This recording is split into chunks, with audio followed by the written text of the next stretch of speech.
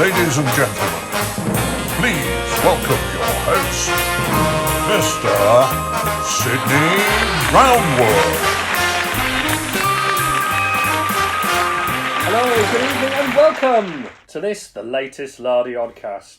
We've been absent for a while, the usual summer issues and indeed some not so usual summer issues, but I'm here today once again with Nick Skinner and Richard Clark, the veritable Arthur Daly and Terry McCann of wargaming, for those with memories long enough to get that cultural reference.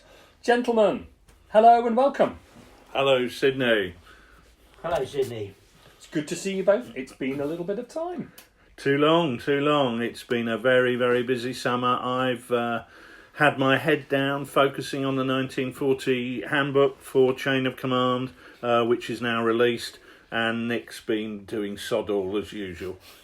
I've had a very busy quarter, actually. It's been one of my most busy wargaming quarters for a long time.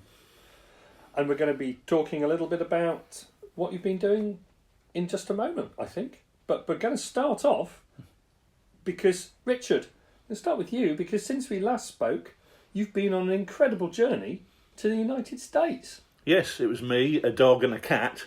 Oh no, that was a film by Disney. But yeah, no, you're right. I actually, in July, way back in July, went to Lancaster in Pennsylvania to enjoy the events at Historicon, the United States premier Wargames convention.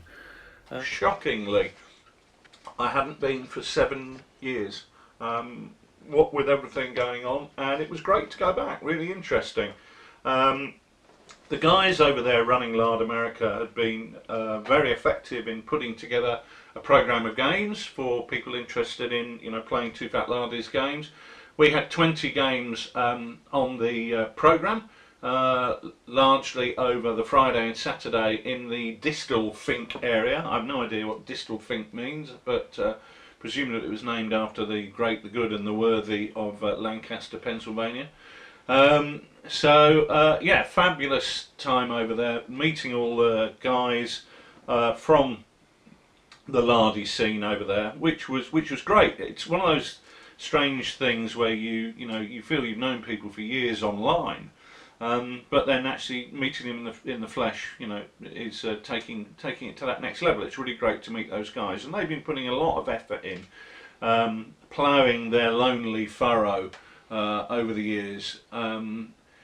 You've had guys out there like Ed Leland down in Virginia, and Mitch Abrams, supporting and presenting Lardy games over the years, and the guys out there have really built up a head of steam. So we had a great display there. I mean, at one point there were 7 or 8 Lardy games going on at the same time in that main playing area, and it was just great to meet all the people there. Great to have an opportunity to have a chat with those guys. Really, really great to see. I've been to plenty of UK shows, but I've never been to a US convention. What were the main differences that you saw and you experienced while you were there? Obviously the key difference is it's a 4-day event rather than in the UK where it's a 1-day event. And a lot of people say, is it better or is it worse, or which is better? But I don't think it's better. I just think you've got a very different set of circumstances, which mean that in the US a 4-day show works. A lot of people are travelling an awful lot of miles to get there. To ask people to drive 6, 7, 8, 9, 10, 11 hours to attend a show that lasts for 4 hours, 5 hours, is not going to happen. Whereas it's worth making that investment when you're going to get a good chance to spend 4 days, not necessarily just playing games, because they've got other things going on there. I mean, they had some things like airbrush workshops. I was able to get some advice from a really helpful guy there, who told me what I was doing wrong with my airbrush, which was pretty much just about everything. Give it to me for a start. Yeah. And you've got what they call the academy or university. I can't remember which they call it, where they have people lecturing. So there's lots of opportunities to do other things than just game. And of course, you've got the trader area. And usually that's set aside from the area where people are actually playing the games, which I found a really interesting difference. I don't think you would be able to sell that to a UK trader that, you know, if Partisan, for, you know, the sake of a name, said, right, we're putting all the games in this hall and then we're going to put all the traders in another hall 400 yards away. I think most UK traders would be in open rebellion at the idea that people had to walk a quarter of a mile to come and find them. But it did seem to be accepted there, and the US traders were certainly saying that they'd had a really successful show. And actually, when you looked at the show venue, the trading area was probably the nicest area anyway. So it you know, nicely air conditioned and all refurbished, because the venue there is in a state of semi-dilapidation in UK terms anyway.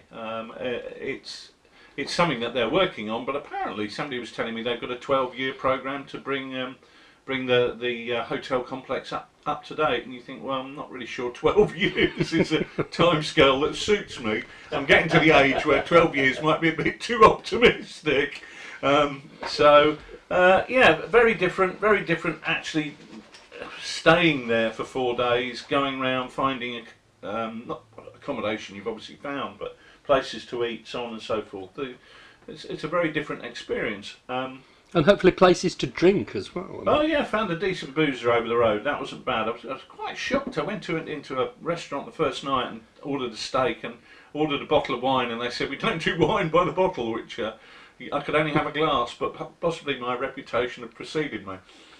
But yeah, no, it was, you know, there's the food allegedly in the centre where the show was held was pretty dire, but there were all sorts of alternatives within a few 100-yard walk. Now I know it's hot, but if you can't be bothered to walk a few 100 yards to get some decent food, as opposed to having a big plate of unpleasant stuff in the venue, then I think you're possibly missing out on an opportunity. Yeah. I think what struck me about some of the photos that I saw from the games that were there was how functional it seemed to be as a show. A lot of games there didn't seem to be, you know, sort of masterpieces of terrain construction. They're really practical approaches to games where people have just come along and turned up with their games, put some figures on the table and got on with it. A dog's arrived. Like? There's a mad dog. It's Freddy. Freddy, the Lard Island security. He's just given me a good sniff over just to make sure I wasn't carrying anything. It looks like we've just about met the sniff test. That's I think that's good to know. I'm about to be dragged off to the cells.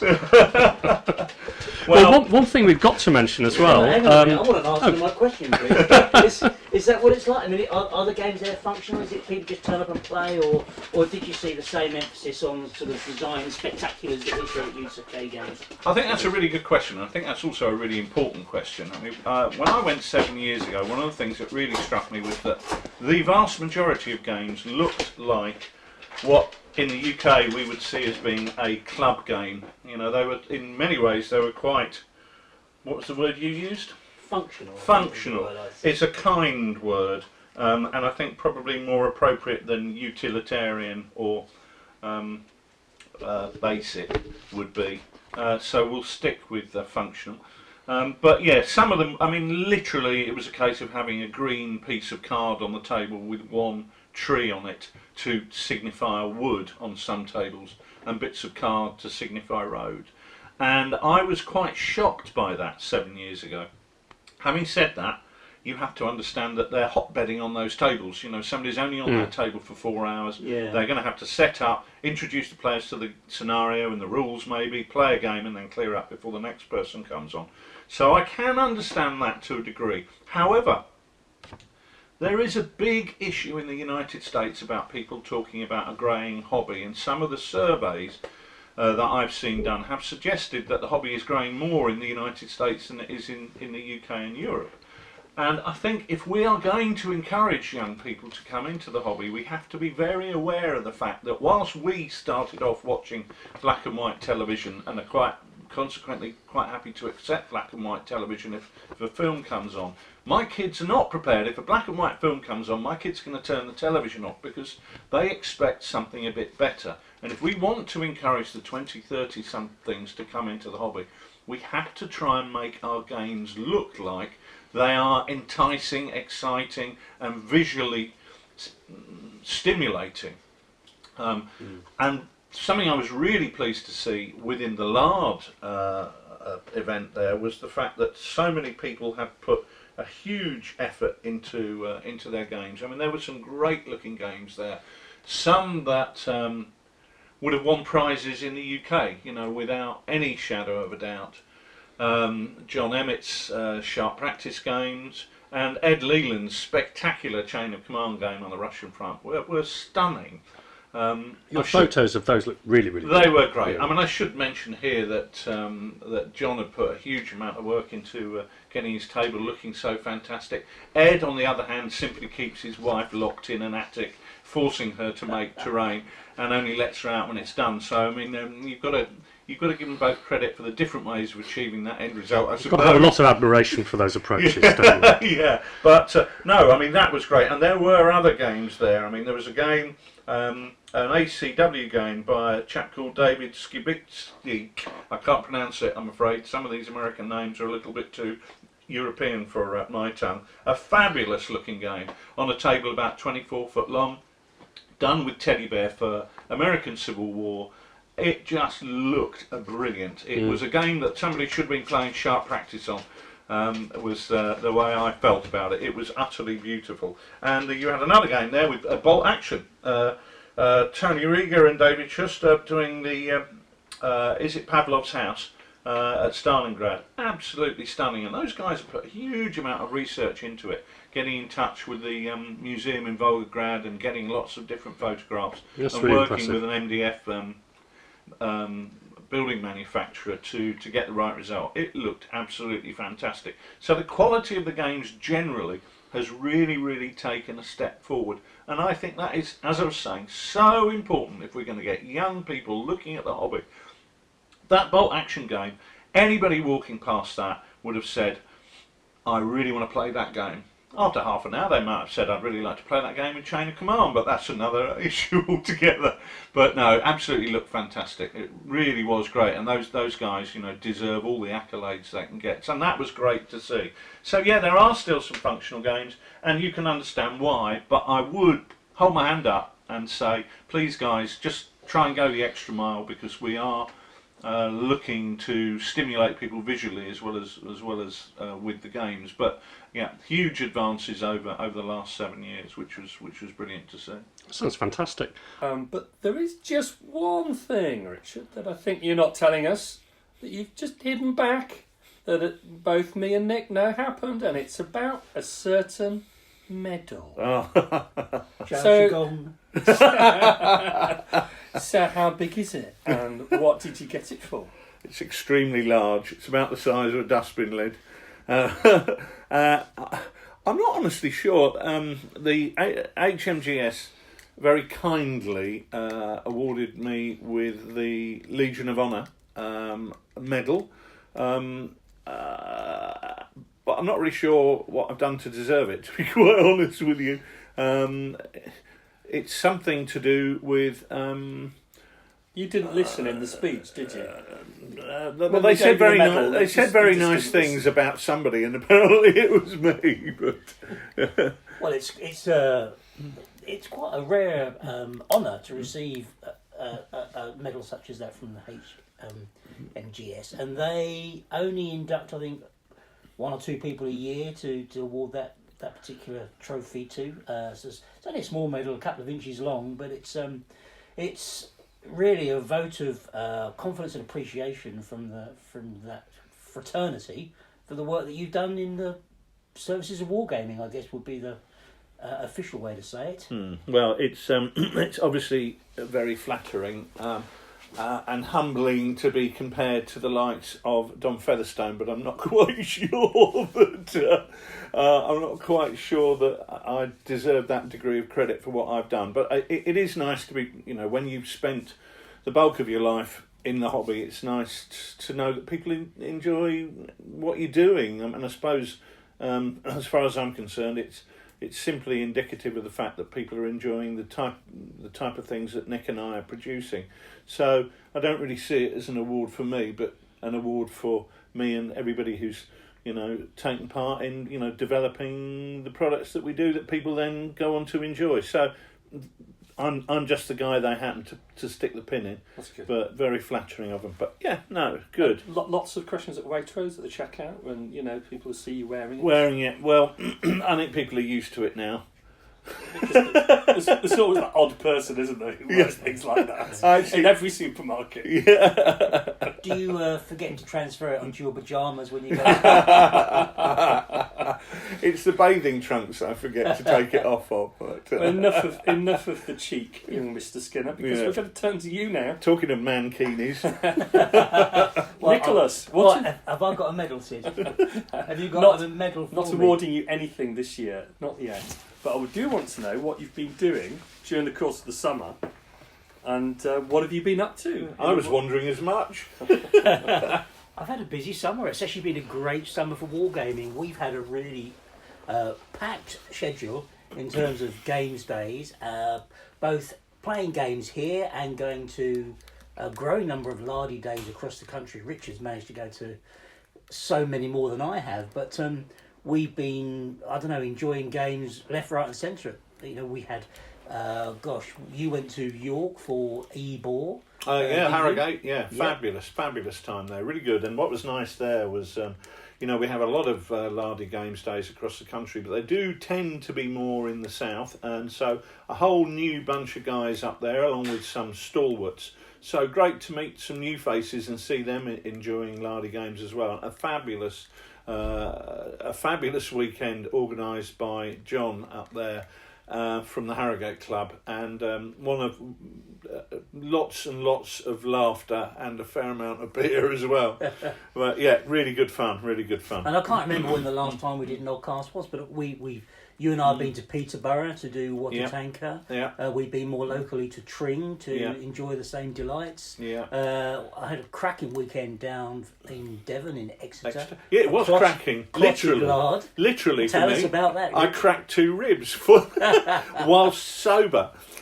Assisting setting up some chairs, I tripped over a step and broke a couple of ribs, or cracked a couple of ribs initially. I managed to break them 4 days later. But it was a great. That was a great weekend, and that was hugely attended. There must have been 50 odd people there playing some fabulous games. I really enjoy playing Kiss Me Hardy. It seems to be the only time I get to play Kiss Me Hardy is when we go to Lardy events. I always try to make sure I play that. And Jack put on a superb game down there for Kiss Me Hardy. Again, I'm totally impressed by the collections of other gamers in terms of the quality of the toys that they put on the table. It's some stunning games. I think a lot of the games you see at Lardy Games days now, would sit fantastically comfortably at any convention that you would go to. The quality of the terrain and the figures on display is stunning, really is. Yeah, I think people make the effort, don't they? As I was saying about Historicon, people make the effort because they know it's going to be a good day, and you really want to make it as good as possible. So what else? Well, we've also been I've been painting at quite a rate. I've been making quite a lot of model tanks for Water Tanker and for Chain of Command. I prefer the 1/48, the bigger scales that go alongside the Corgis for this. So I've been making a few Tamiya tanks, making a few conversions, enjoying the delights of creating stowage to go on the back of tanks. I've been adding to Combat Team Lard, which is my US armoured group, and adding piecemeal stuff to Camp Group Schmelz, which is the German equivalent. So Marders, Jagdpanthers, some converted Tigers, some big tanks in there, some big cats, and on the American side, the full tree from Chaffee's, which sadly I've not been able to get in 1/48, so they do look smaller because they are smaller. But taking through to regular Shermans, 76mm Shermans, Easy 8s, and just recently, in fact yesterday, I finished off an M26 Pershing, which is as far as water tanker goes, is the top of the tree for the Americans. And we're going to be running that out at Salwig, which at the time of recording is scheduled for tomorrow. So if you're at Salwig, and hopefully you may have come along, you may have had a chance to actually take that tank out for a drive on the table. And how have you been finding putting these together? Because I saw something on Twitter which suggested that the instructions were less than comprehensive for a couple of the kits, so they looked fantastic when they were made. Yeah, well, my fingers are still stuck together on for about the next 2 weeks, I think. I'm lazy. I don't know what you call it, but I tend to make my Lazy, fat and lazy. Fat and lazy. That's what we call it. But but I tend to use super glue when I'm building stuff, only because I know that it will stick everything to anything, so I don't really worry about different glues for different products. I use super glue, and I use the gel variety, which you can be really quite precise with, but it's brilliant stuff. But it does come sometimes with that delight of putting on a small piece of tank, and you hold it like that, you hold it still, and then you let go of the tank with your hand that's holding the tank, and the tank remains stuck to the tip of your index finger. So you wave the model around until you lose a few layers of skin, and the tank. Yeah, but they've been good. They've actually been okay. Tamiyas are fiddly, and there's a lot of pain involved in doing some of the tracks or some of the intricate internal aspects of the tank that you think, actually, why am I bothering even to make this? Because for a war game, sometimes you have to rationalise, don't you? Yeah, well, I find that quite hard to rationalise, actually. I quite like to make them, each one, look as nice as they possibly can, and then I realise that what I've created is a model which is unlikely to be robust enough to withstand handling by you for a start. Yeah, I when I was doing my British Sherman troop, I needed a Firefly, and my Lake War stuff is largely 1:50 scale corgis, and I made the Firefly from a Tamiya kit, which was a lovely kit with about 800 parts, or probably not, but probably a couple of hundred parts, and I simply left half of them off because I realised that just they wouldn't be robust enough to put up with going round all the shows that we take them round. So I used a lot of that plastic putty, just filling in little holes where there should be, grab handles or whatever on the turret, because you've got to be practical and realise that what you are creating is not something I'm just going to be using on my table at home, but it's something I'm going to be taking all over the country, all over Europe, and shoving in a box at the end of a day when I'm, tired and ready to go to the pub, and you're not necessarily putting it in as carefully as you took it out in the morning. Always a challenge, isn't it? So really feel good about actually what I've added to that. I've been painting a lot of infantry as well to go with that.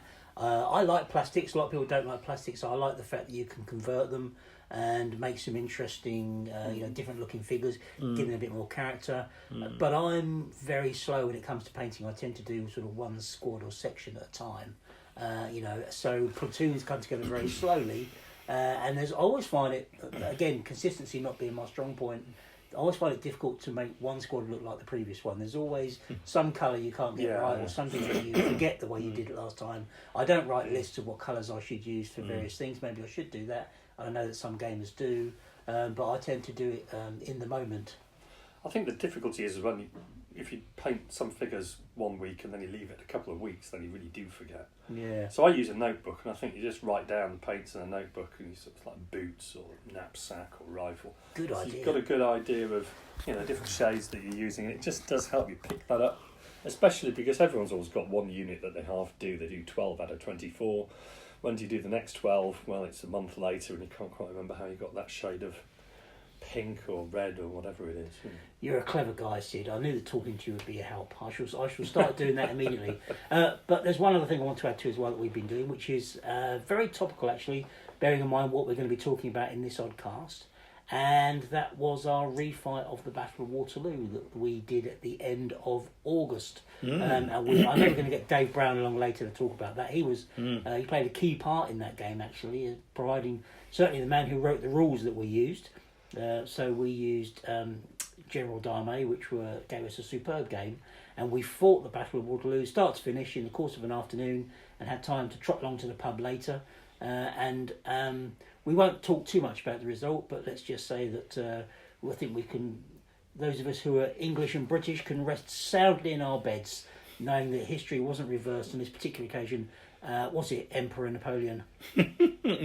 No comment. In French. It was a terrific day. It was. And a great end to the summer. And one thing just before we move on, we were going to think about the end of the summer, which normally is accompanied by a summer special. Oh, But I've been looking at my inbox and the things that come into my inbox don't include the summer special. Now, where is it, gentlemen?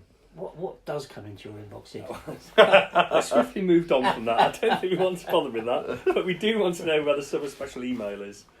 Well, we've had an extremely busy summer, and part of that has been putting together articles and scenarios that would have gone into the summer special.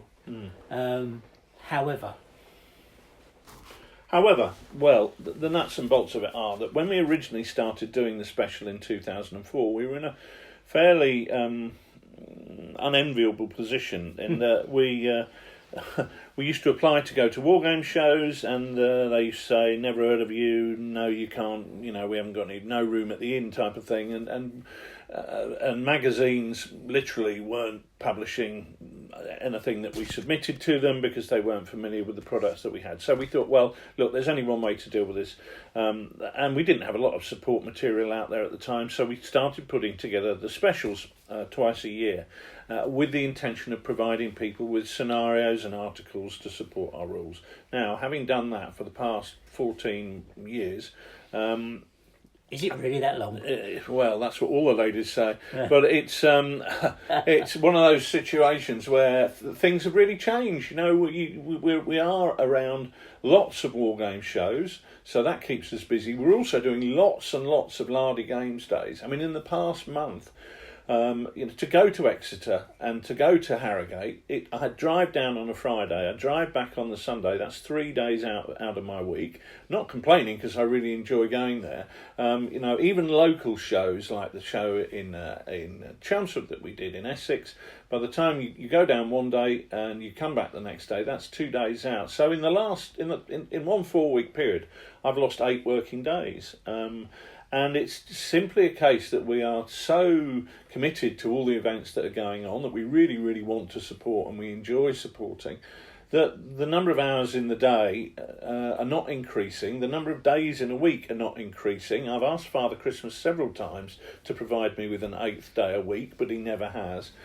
So we literally have found ourselves in a situation where we just don't have the time to produce the 2 specials a year. So we've now decided to go to a new format, which looks very much like the old format, but we call it an annual, a once yearly annual, which we will produce once a year, and it will be annual. That sounds a very good explanation. Yeah. And that's not surprising. I mean, it's a huge amount of commitment going around the country, and I think the people are at the heart of Lard, aren't they, really? It's not necessarily very much. just the ability to turn out things on a regular basis. It's important in its own right, but seeing people and developing communities is really part of what you guys are really about. Well, it is an important part of what we've been about, and therefore it was not something that not a decision that was made lightly. You know, we spoke about it a lot. A lot about this and moving to an annual format. But I do feel that it is certainly the way that we can get the best quality out there, and to make sure that we can support as many of the rule sets as we possibly can. Bearing in mind, of course, we're now, I don't know how many rule sets we've got out there now, but when we first started we had 2 or 3, and now there are, 12 or 14, I'm just guessing. And of course, to give those the support that they need as well. It's not just about the special, it's about the other things. It is about the games days. It is about the additional material, like the Blitzkrieg supplement, for instance. It's getting that extra quality of research that goes into something like that chain of command supplement, that is above and beyond what could be included in the special. So it is something that we did agonise over, actually, but I think it's a firm statement about what the future will be, and throw back to those days of yore when you used to look forward to the Victor annual coming out, and this would be a little bit like what we're hoping to do with the special. And I think the thing about those annuals, when they came back, they were always kind of hard backed, and you always looked forward to them. They were always the big thing. There was a summer special that used to be, you used to buy it, and then just when the school was out, and you sort of used to get tatty, you used to throw it away. But the annuals are the things that you always remember. So let's hope that tradition can be continued. You're going to ask us, aren't you, Sydney, when it's going to come out as well? I was waiting for you to offer. We were going to ask you the same.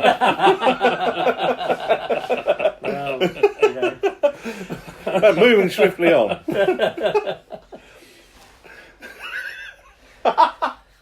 Sorry.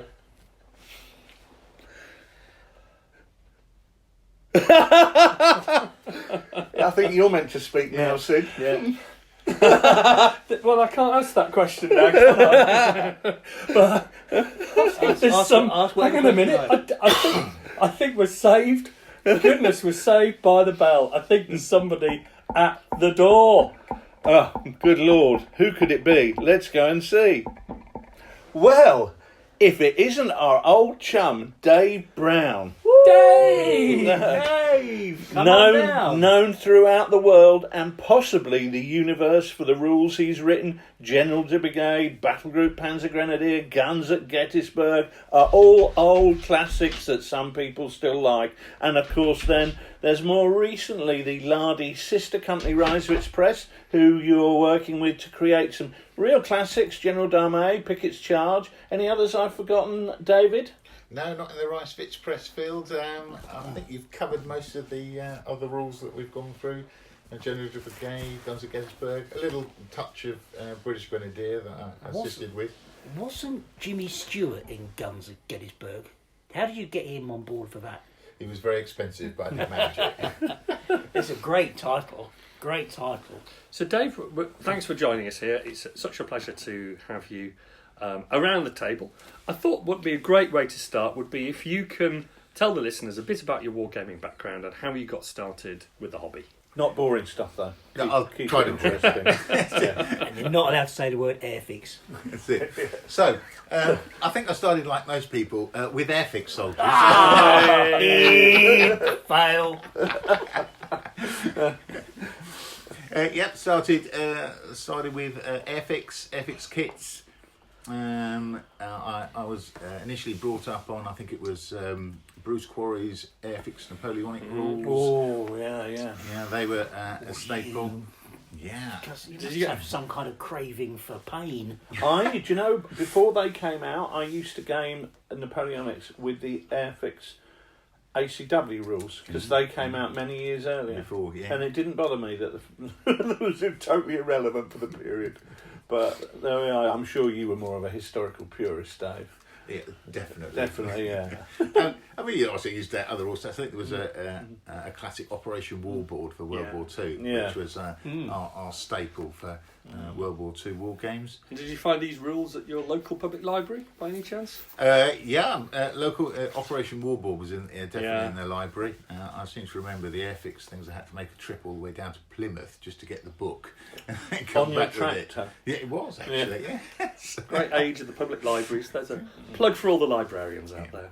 Yeah, And when did you start writing the rules as opposed to just reading them? I think I initially started probably in about the late 80s, early 90s.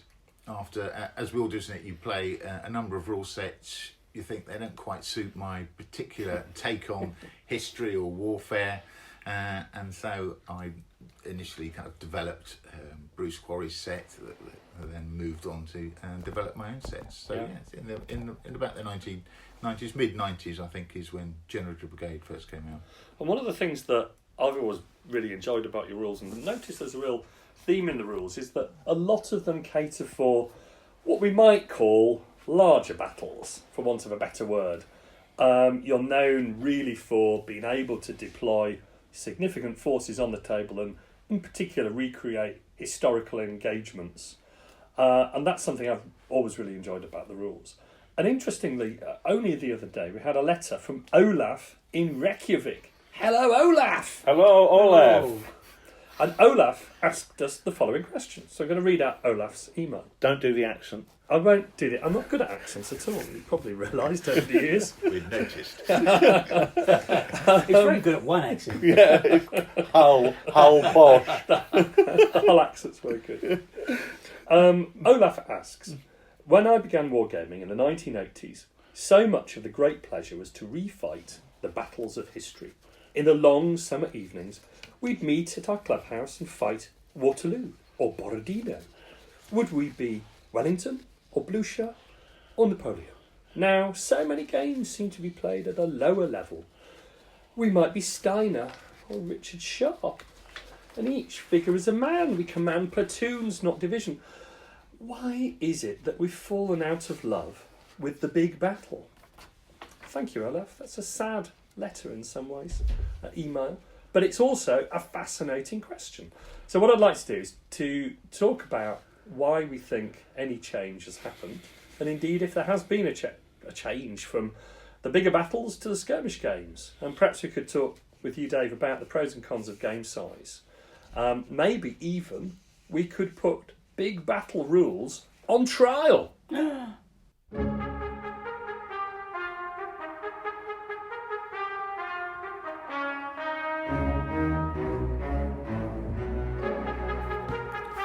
court will rise. That was a rather splendid lunch. Right, what's next? Mr. Big Battles. I see you before me once again. I see from your notes that you have been charged with being in possession of complicated rules, and that you had an aggravated requirement for loads of expensive figures. On the 30th of June this year, and on several thousand other occasions, you were found to take too long to play. I need not tell you, Mr. Big Battles, that these are very serious and grave charges. How do you plead? Well, Dave, as we've heard, those are some pretty serious charges, but I'm guessing if anyone had to ask you to act in the courtroom, you would be the counsel for the defence and you'd be able to stand up for the big battle rules. So can I ask you to put on the wig and gown, not that wig, and step up to the bar and make your case for the defence, sir? So I think the best place for you to start is saying, what do big battle games mean for you and why do you want to defend them? If I'll take up the defence, Your Honour, on this part, there are probably three main points about big battles that we find particularly enjoyable. First of all, I think the most obvious one with big battles is the visual appeal. The sheer panoramic nature of a large battle just looks good. It looks like a battle. It looks like almost a moving diorama. And I think that's one of the reasons why we wargame. We enjoy the look of a battle. The second aspect is that obviously large games bring tactical challenges and nuances that perhaps the smaller games don't. If you want to fight, for instance, the whole of Waterloo, you've got issues not only at local tactical levels about how you're deploying your battalions, but also larger command decisions such as how and when to deploy a grand battery, how and when to release your heavy cavalry, or when to release the Imperial Guard. I mean, indeed, one of the aspects of our Waterloo game we just fought, it was a question of timing. The Prussians are coming on. When do we release certain French reserves to hold them up, and which French reserves do we send over? That's definitely one of the aspects of big battle gaming, and of course one of the main aspects that follow on from that is the fact big battles brings with it game management and people management. So you actually have to contend with your fellow commanders, be they subordinate commanders, be they flank commanders on your left or right, or be they the CNC. You need to be able to manage your allied commanders. For instance, if suddenly you find that the chap who's on your right flank is not perhaps obeying the orders he's supposed to, not supporting you in the way that he was ordered, you then need to manage that, and that brings with it all the sorts of issues that is quite enjoyable. Yeah, can I chip in there? Because one of the things that I think Nick and I both felt about the Waterloo refight we did, where he was Wellington and I was Napoleon, albeit our input into the battle was restricted in order to reflect some issues about the way chain of command works, was that at all times we both felt that we knew exactly what was going on in the battle, but actually we didn't know anything that was going on in the battle in any detail. We had a general idea things were going well on the right and badly on the left, or well in the middle and not so well somewhere else. But it was knowing what was happening locally that we didn't understand or appreciate. Whereas when you spoke to subordinate commanders, they knew in great detail what was happening where they were, but they weren't really certain about anything outside of that immediate bubble. What was happening on the right, they had general ideas on, and on their left, general, but nothing specific. And if I can add to that, then there's in that role as the CNC, certainly the way that I experienced it on that day was that the information that I got from looking that commander in the eye and saying to him, have you got what you need to hold this sector, is a crucial exchange that goes on between two human beings. I can't see, as you said, in detail what's going on the tabletop, but I can talk to Picton, or I can talk to the Prince of Terry's Chocolate Orange, played admirably by the games designer here present, and actually say to them, what else do you need? What can you hold? And the answer, and the way that they gives you that answer, tells you a huge amount about the way the battle is progressing. I think that's certainly something that I picked up from Waterloo and from a lot of large battle games. A game like a skirmish game and a war game, which is a large battle game, they're both war games, but I think that they give substantially materially different gameplay, and certainly with a big battle game, that dynamics of coordination, which is so typical of an account which is produced by a general or commander who's actually present at the battle. They are dealing with an operational level which is very, very different from just a tactical level. And that human cooperation, that need to time the use of reserves, I think that really comes to the fore with a big battle game. And although you could say, well, okay, I'm doing a platoon skirmish, I've got to think, well, when my reinforcements come in, that is an aspect of a game which is a bigger context than just the fight between two squads of troops. But I think with a big battle game, what you've done in your rules, Dave, is you've really tried to create an operational context around a very differentiated sort of battlefield across the space of the table, trying to recreate the battles in the books that we're reading about. Yeah, that's right. And there's one of the aspects, isn't it, about looking after your fellow commanders, is that sometimes it's about the timing of the release of reserves to perhaps a subordinate general or a flank commander who's under severe pressure, who's being forced back, and his morale, and I literally mean the player's morale, might be crumbling a little bit. They might be close to giving up. So it's a question of thinking, right, that player needs some support. May not need a massive amount of infantry or cavalry to go over, but perhaps just the release of a small brigade or a battery or a regiment sent over to that flank, say, right, there's some assistance. That actually will enhance his morale. He thinks, great, I've now actually got some reinforcements. And it's amazing somehow how just that, sending a few troops over, you'll see a change in the player's morale himself, and they'll be reinvigorated and fighting back afresh. Yeah, I think that's a very interesting point in gaming generally, that whilst different game systems represent morale in different ways, one of the interesting things when you're playing a game is it's the player's own personal morale that influences the way the game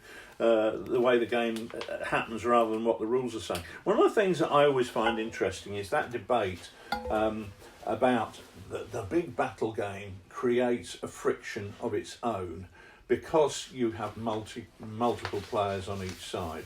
Their ability or lack of ability, their desire or lack of desire, or just simply the way they communicate and coordinate with each other is often lacking, because they're so focused on doing the job that they were given in the first place that they're keeping their both eyes fixed on that rather than having a spare eye to see what's happening elsewhere. And I actually felt in that game that we played, having not played a big battle game for quite some time, I felt that it was very, very interesting to see how that did create an additional layer of friction that was very, very interesting. But the argument that says that's enough friction, that's all you need, you don't need any other friction, it's simply that interaction that provided that.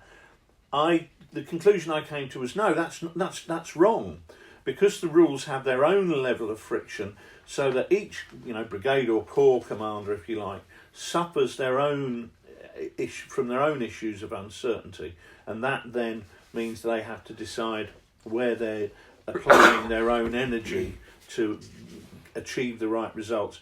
Meant that you then had multiple types and multiple layers of friction that actually made it all the more interesting. Yeah, that's right. I think there are three distinct levels of friction in those sorts of games. You get the friction at the top end between the players themselves and how they're interacting, how they're being managed by the CNC.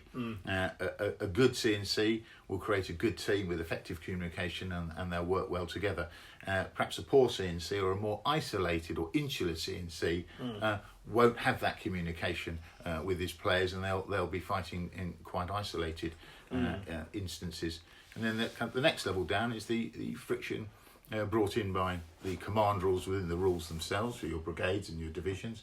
And then finally, of course, the lowest level of friction is how well your men are actually fighting, or the dice, and how that works. And of course you can get that the other command issue where the guy at the top cannot bring it in himself to delegate effectively, or you get the commander who does delegate and then stands back for too long and misses opportunities as a result. So all those different issues about personality are very interesting, and I think that's an important part of designing a game. If you're replicating a game where somebody's playing nay, you don't want them to be somebody who is quite the opposite character. Do you think at this point we should launch an inquiry as to what did happen to the Emperor Napoleon on that day that meant that you were unable to win on that occasion, Richard? Or perhaps we should say, Dave, what we did so perfectly that enabled us to I have to secure say, victory. Do you want to go down that road? I have to say that being told it was happy hour in the Belle Alliance and that I wasn't allowed out until I'd finished the whole top shelf did influence the game somewhat. So, is that the whole top shelf at W.H. Smith's or the whole top shelf in the pub? Both. Oh, okay. I think one of the things which came over from that game is that you had a room of about 15 wargamers, all of which were sort of passionate wargamers. Everyone had read about the battle. Most of us, I think, had been to the battlefield. If not everyone who was playing the game had been to the battlefield. I think some of them might actually have been there on the day, looking around the table. And it was interesting that the one thing that I think everyone remembers about Waterloo from the French side is the possibility of deploying the Imperial Guard. And despite all the wargamers in the room knew about the possibility of deploying the Imperial Guard, it still didn't get there. Adequate use of reserves are actually critical to that battle.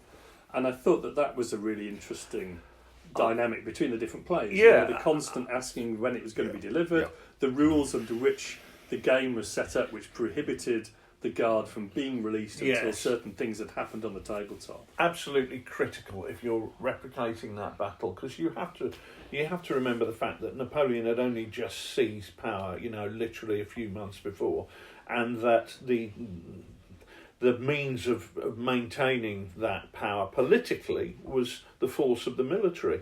There was a television series many years ago introduced by a British broadcaster called Angela Rippon, called Game of War, and they had two British Army generals there, one playing Napoleon and the other playing Wellington, and the guy playing Napoleon simply began the attack with a moderate pinning attack and then whacked straight through the middle with the Imperial Guard. Yes, if you are treating the Battle of Waterloo in a vacuum, you can do that, but you can't if you're trying to take on board the political as well as the military situation. You have to recognise that for Napoleon, the commitment of the Imperial Guard is only going to happen if certain criteria are met. And I think that's coming back to you and Dave and the context in which you produce these games. I think that's one of the really interesting thing about big battles games is that, as Richard said, you can bring in a political dynamic, you can bring in a large operational context, you can look at players who and generals who are tactically able but operationally limited, and that's something that you can do and you have done in your rules, and your rules are really focused on that greater, higher level of command.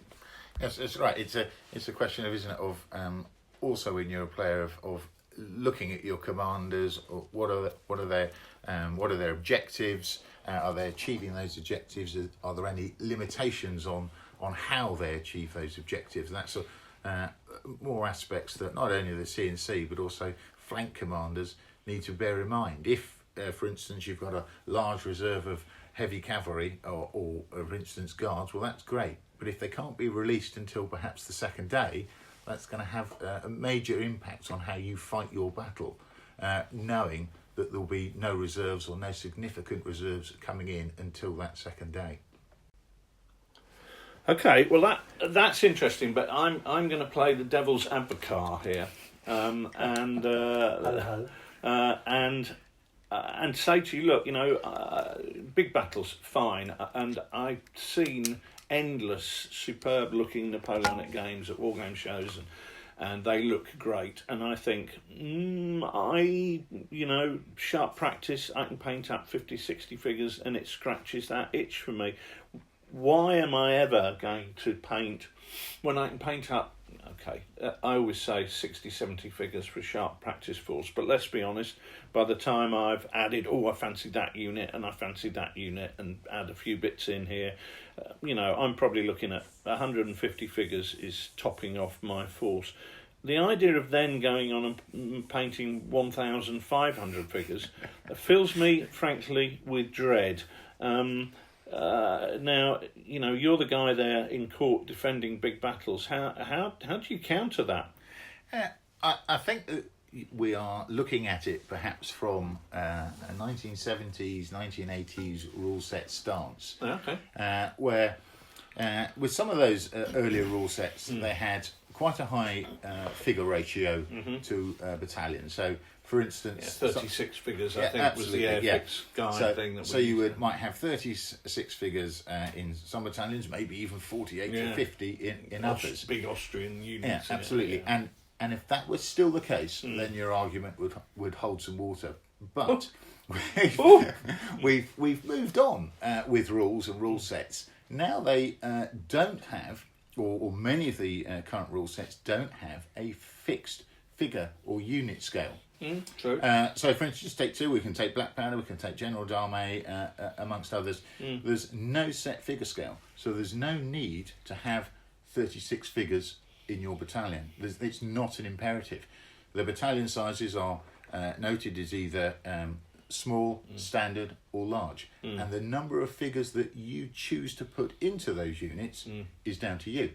So if you are one of these wargamers that can churn out hundreds of figures, and great, you could still produce 36 figure battalions or 48 figure battalions.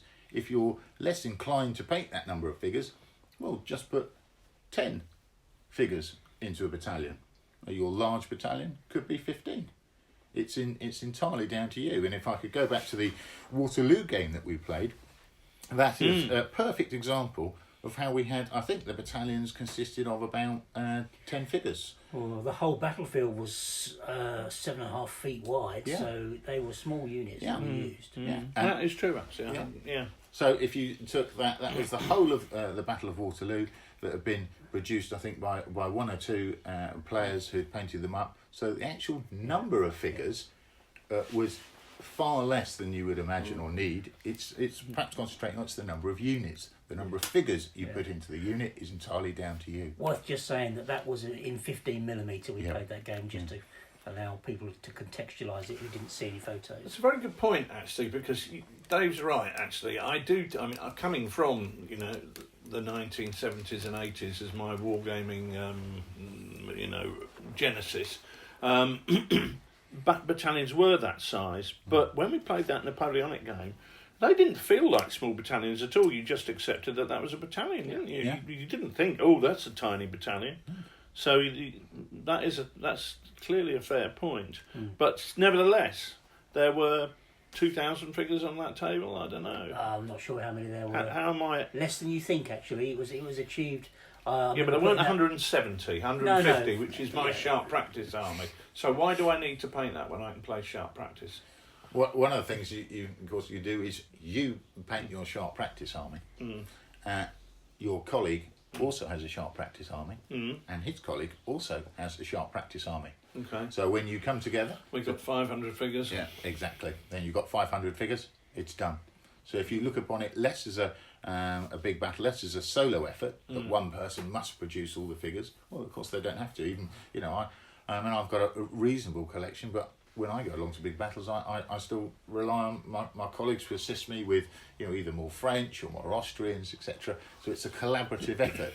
3 or 4 people can come together, produce one army. And I think even these days, correct me if I'm wrong, basing and the way that your figures are based is not the issue that it was in the 80s when we had those Bruce Quarry type rules. 11 millimetres for Austrians, I remember measuring 10.2 that millimetres for Welsh nationalists or whatever. Yes, exactly, because we're far more flexible now with basing, isn't it? You're quite right. I think under Quarry, I think British infantry were 11 millimetres Yeah. bigger, and everyone had to abide by those restrictions. Now it doesn't really matter if you've got a battalion. If you say have a 6-inch frontage, as long as your opponent has something that's roughly similar, it's fine, isn't it? And do you think that holds true across all scales? So I see lots on social media about people going to 2mm games, for instance. Is it true for 2mm, 6mm, 10, 15, 28? Achievable at all those scales? Yeah, I think definitely. I think once you and I've seen people once they start moving into the smaller scales, 6, 10, etc. Actually, they can produce. They tend to produce even more figures because you can get that really accurate look to a battalion, and sometimes they're even if your painters can zap them out really quickly, and then you can have say even 50 figures in one battalion. They're dead easy to paint, and they look right. So one of the things that we're adding figures, or we're certainly adding units. Are you adding complexity to the rules? I mean, some people would say, a big battle with 10 people, everyone fighting their own particular battles. I mean, that sounds fantastic, but how do you deal as a rules writer with the additional complexity? I think if complexity is again a thing of the past, I think we go back to the late 70s, etc. I can remember some Napoleonic sets of rules that really were quite complex, and you probably needed a law degree to interpret, or a maths degree in some of them to interpret them. Never helped me. That's right. I think we're now in a position when you're designing rules that involve multiple people and command and control. Those rules need to accurately reflect the friction or the command that you want to do, but do so with simplistic mechanisms. So they are intuitive. People will pick them up quickly. I'll just give a very quick, for instance, the brigade command roll in General D'Armée is you will be hesitant on a single D6 roll of 1 or 2. You'll be fine in under command on a score of 3, 4, 5, 6. That's intuitive across the board. Once you've played that a couple of times, everyone knows what the score is needed. It's simple and it's effective, as opposed to running through a chart of multiple modifiers with additions and minuses. That was one of the design philosophies, was to avoid in rules as much as possible adding up and taking away. I played an ACW set, I think it was ACW a few years ago, and you rolled for each individual unit, and then you compared that roll to their brigade status, and for each unit you had to go through a list of calculations to see how that unit would perform in the current turn.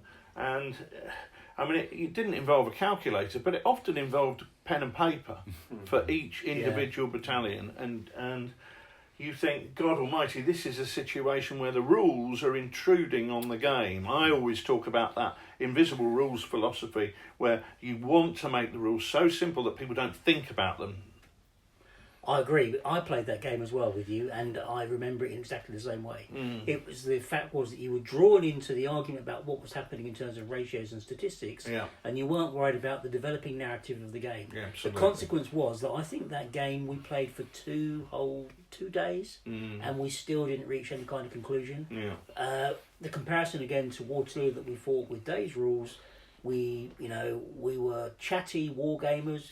We were fairly disciplined. We took time out to video and interview people for as part of that. but we still played the game to conclusion in, what, 4 hours, was it? Oh no, it was longer than that. To be honest, I mean we In must terms of have, gaming time, not much longer than that. maybe not. We must have started about 11:15 and finished about 5:15. So, but we did have a break for about an hour for lunch, so 5 hours. And one of the thoughts that we had at the time was that we were able to play within that 5 hours to a conclusion. And I suppose one of the things that sometimes gets mentioned about big battles games is the time that it takes to play the game. And I know that you've got some thoughts on that.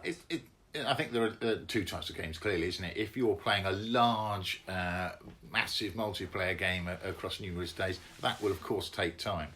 But if you're just dealing with a game that you're playing in an afternoon or an evening at a club game, it's about managing your expectations. So we want to put on a big battle game, but what is it we're going to do? Well, we clearly can't field the whole army at Waterloo. We can't do Kursk in its entirety. But what we can do is we can take a section or a chunk of that battle and then replicate that one. For instance, you could have, let's take D'Eulon's attack at Waterloo. That will give you a big battle. Or you could have at Gettysburg, you'd have the attack upon Culp's Hill, and so on. There's numerous slices of big battles that you can take, and you can fight those in an evening. Yeah, that's a really good point. One of the things I found really interesting when I went to walk the battlefield at Königgrätz, the 1866 battle, was how the battle was actually broken down into any number of discrete actions which were just mini battles in their own right, and even to the extent of 1 or 2 battalions and a battery of guns facing 1 or 2 battalions and a company of Jaegers or whatever. And because of the way terrain isn't flat, there are undulations in the ground. You've got guys holding one hedge line, wood line, facing guys in another wood line, and they are fighting against each other all day, and they've literally got no idea what's happening to left, right, or behind them. And big battles do break down into quite often very convenient sized chunks that you can pick up and run with. Yeah. And there's also the philosophy that one can take is that if you're pushed for time at a club night, you've just got a few hours, you can still have your big battle game, but you don't always need to finish it to an absolute conclusion. On a personal level, I would rather fight a big battle for, say, 3 hours or 2.5 hours with all the challenges and the nuances that it throws up, but maybe not get to an absolute finish, but we can clearly all see where the battle is heading towards, and we'll draw a conclusion there, rather, again, just on a personal level, than fight a game, say, in 2 hours that has less challenges, less social interaction, and less decision making, but you finish it completely. And I think there are certain key points as well within that battle that actually dictate when that happens. Sydney, you remember the game that you put on your Lutzen in 2mm, and your ideas around how the battle unfolded and the various key stages in that. And I remember very clearly that one of the key steps in that battle was the commitment of the reserve, because once the reserve is committed, it's either to win the battle or to prevent it being lost. So at that point there, you know where the battle is going. You could say that commitment of the reserve could represent a good cut-off point to win the game if you needed to. I think that's right. It's one of those focal points that you look to in the course of a battle to say, well, something's happening at that point. So that's been a fantastic run-through, and I think that at the end of that very vigorous discussion, Big Battle Rules has not just been cleared of any derogatory charges, but I still think that it's very relevant and great fun today. So well done, Council for the Defence. And I think also it's going to be very relevant for the future. So let me put this to you. On Kickstarter, you don't see big battle gaming. All the things I see on Kickstarter are small unit, 2 or 3 figure type things. But what I do see in the rise of things like 3D printing, which I think has got a huge amount to offer the hobby, is the ability to put very large units on the table. Maybe not so cheaply at the moment, but in 10 or 15 years' time, when I'm in the full Stephen Hawking wheelchair, wargaming, then we'll be able to see actually some really big battles being played with 3D printed armies that look sensational. And I think the future enables us to go back to big battles in a way that this we're currently people feel unable or unwilling to do. But I would say to them, get out and do some big battle gaming. You'll love it. Well, that sounds fantastic. So talking about the future, we've now got to, I think, see what's in the library and unlock our last segment. So let's move over to the library and see whether there's any books which could be of interest. So something relevant for people taking their first step towards a big battle, or maybe some smaller actions to get us started. Dave, you've brought a veritable tome there. What have you brought for us to find out about today? I've broken the rules, as I tend to do, and I've brought two books. I guessed you brought 2 books. Well done. The first one is a fantastic book, Napoleonic Peninsular War. It's Salamanca 1812 by Rory Muir, and it is The plan. not him, published by Yale University Press. Not only is the book well written, well researched, but it does throughout its pages exactly what we've been talking about. It splits the battle down into a series of engagements within Salamanca. So initially we have the chapters on the campaign and the generals and the initial manoeuvrings, which one would expect. But then each chapter following on has a distinct battle within Salamanca. We've got Pakenham's engagement, we've got Le Marchand's charge, we've got the French counter-attack in the centre, and then finally we've got the French stand. Each one of those is a big battle in itself.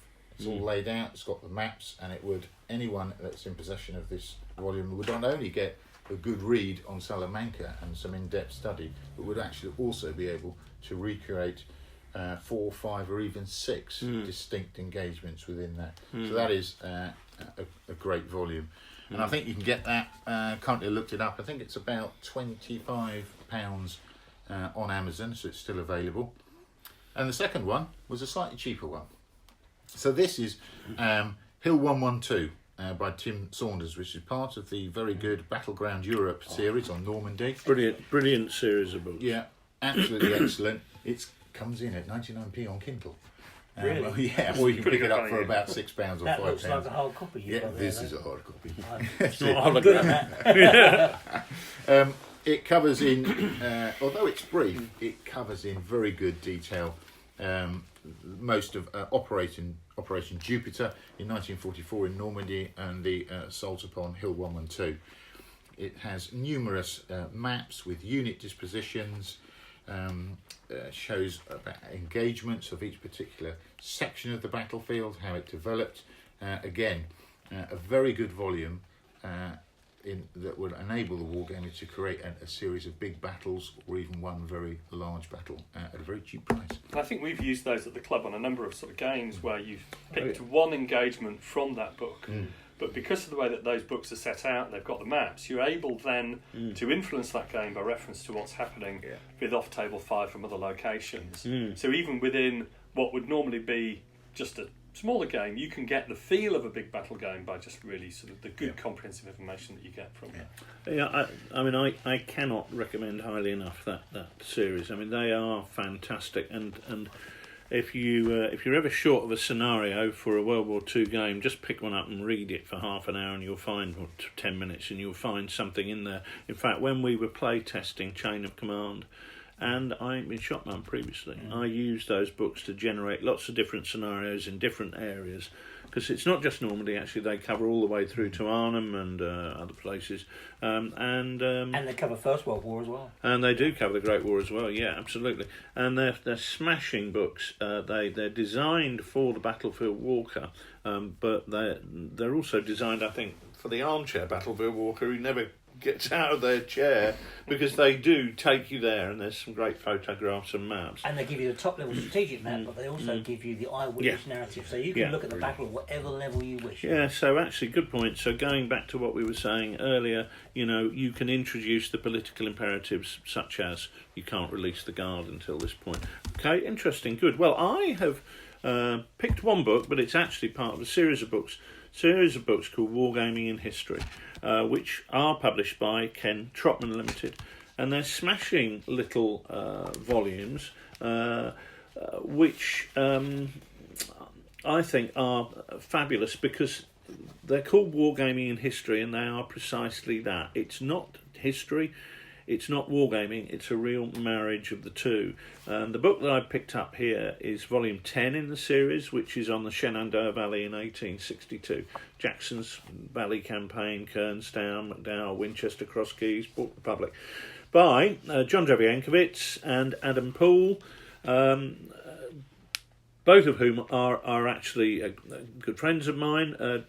John DZ, as he's known, is a retired Major General from the British Army, so he knows what he's talking about when it comes to military history and how the military work. And this book is fabulous for looking at not just individual battles, but understanding how they fit into the whole campaign.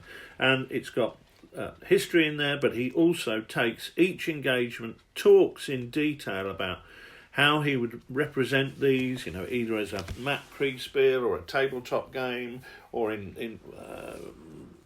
as a large skirmish in some situations. So it's what I call the Thinking Wargamers book about wargaming, because he's really talking about not just providing a scenario, but what the thinking is behind that, how to create a campaign turn sequence, how to create game turn sequences that are appropriate to reflect what's going on across the whole campaign rather than just in an individual action. And the whole series actually is really first class and covers all different aspects of the American Civil War and, funnily enough, the battles of 1866.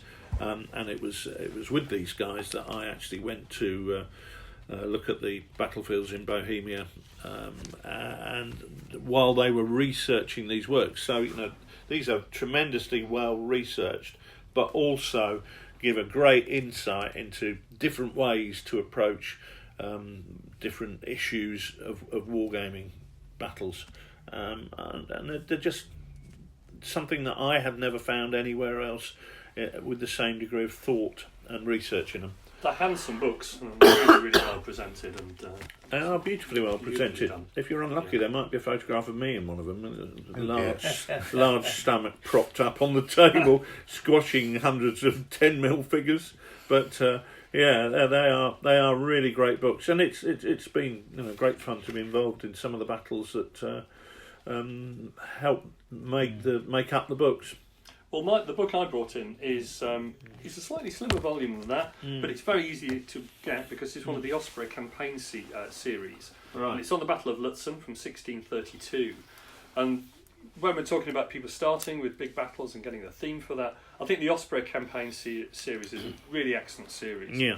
You pick your campaign, you pick your battle, and it gives you all of the operational background, the strategic, the political background, normally with a very detailed order of battle, then clear maps of the battlefield itself.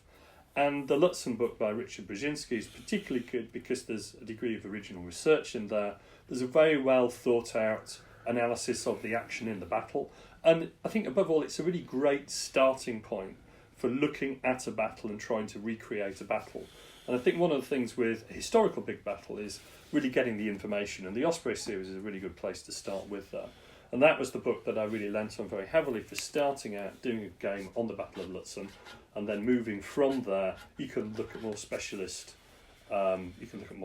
Volumes, which are available. But I think having a single volume as a starting point, I think that's probably common to Salamanca and the Shenandoah campaign.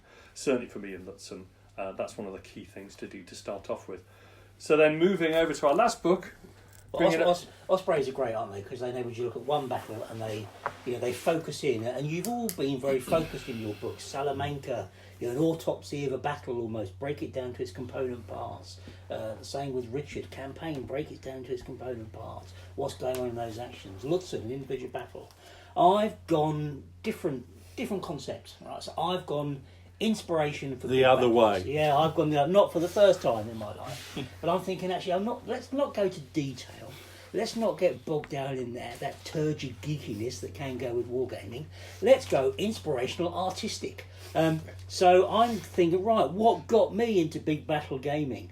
And this is it. This is a copy of that book that was in the school library The school only had about 2 books on wargaming. And now they've only got one. Yeah,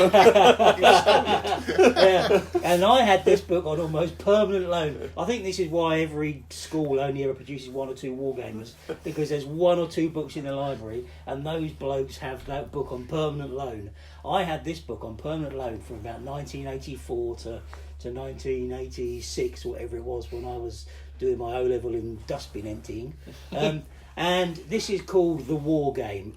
I'm sure many of you will have come across it in your wargaming lives.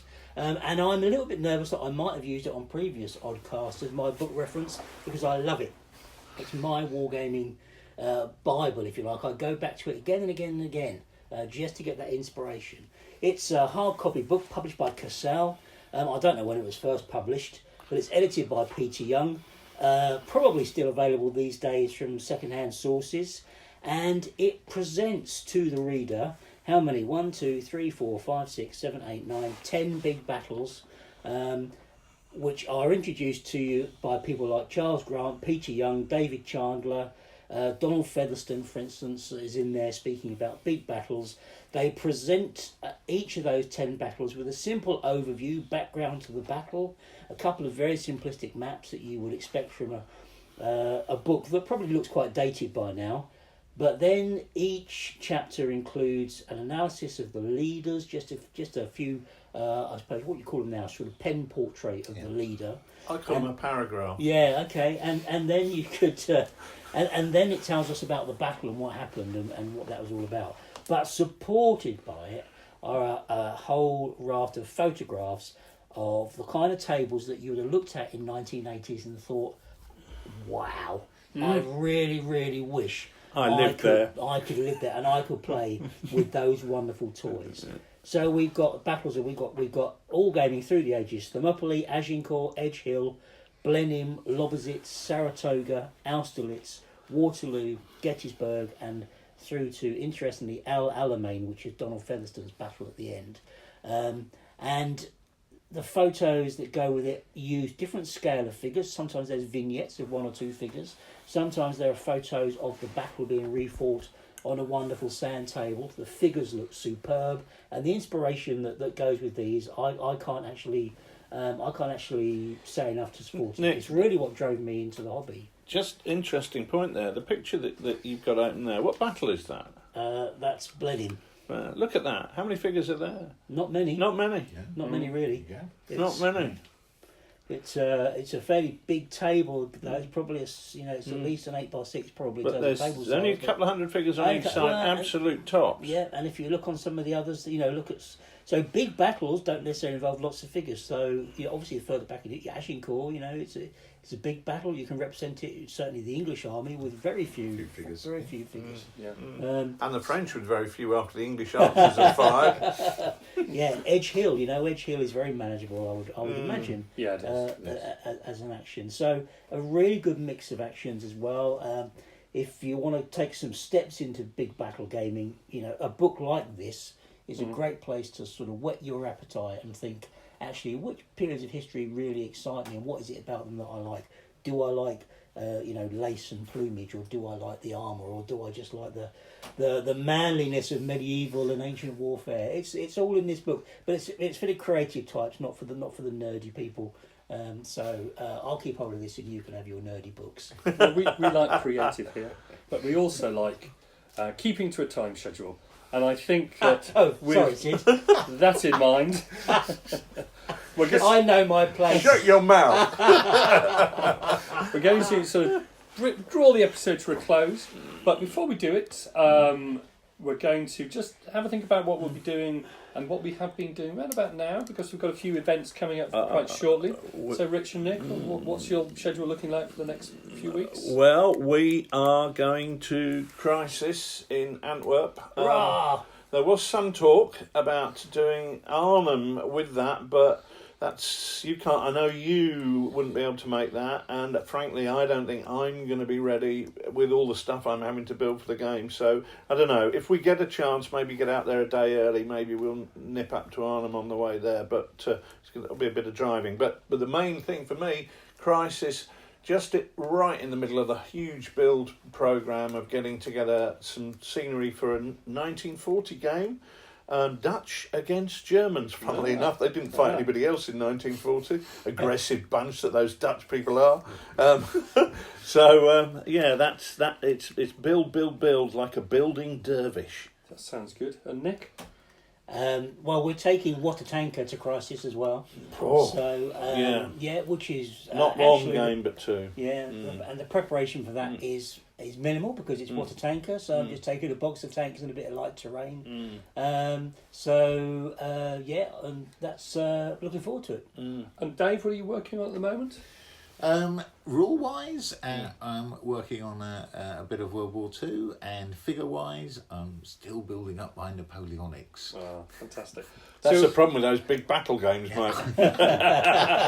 Never have enough. Well, I'd just like to say from all three of us, thank you so much to Dave for joining us today on the armchair of contemplation, and thanks to everyone who's been listening to the podcast, and we will speak to you again very soon. Good night. And don't worry, for anybody wanting to hear about the 1940 handbook, we decided that the best time to talk about that is when we're driving through Belgium and Holland, because we'll be on the spot where it actually happened. So we thought we've got plenty of time in the car, so that's coming next time. Hope that's all right, Sid. Perfectly okay with me. So thank you very much, everyone. We'll speak to you next time. Good night. Good night. Or good afternoon, depending on what time you're listening. Goodbye, even. Yeah, that'll do. If you Cheerio. don't want to listen again.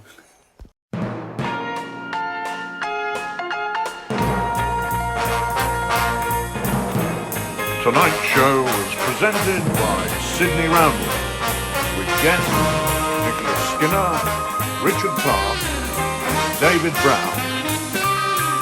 Music by Roger Barraclough and his band.